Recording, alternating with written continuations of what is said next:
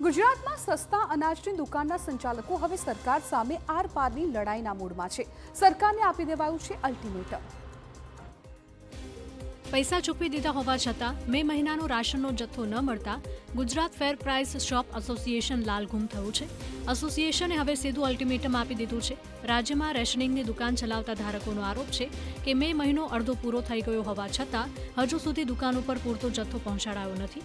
આ કારણે ગરીબોને અનાજ વિતરણ કરવામાં મુશ્કેલી પડી રહી છે। એસોસિએશને ચીમકી આપી છે કે જો 21 જૂન સુધીમાં મે મહિનાનો બાકી જથ્થો પૂરો નહીં પાડવામાં આવે તો તમામ સંચાલકો જૂન મહિનાના અનાજના જથ્થા માટેનું સરકારી ચલણ નહીં ભરે।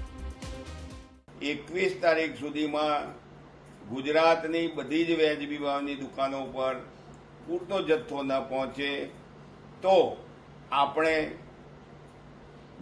જૂન મહિનાનું ચલણ ભરવાથી અરગા રહેવાનું નક્કી કરીએ છીએ।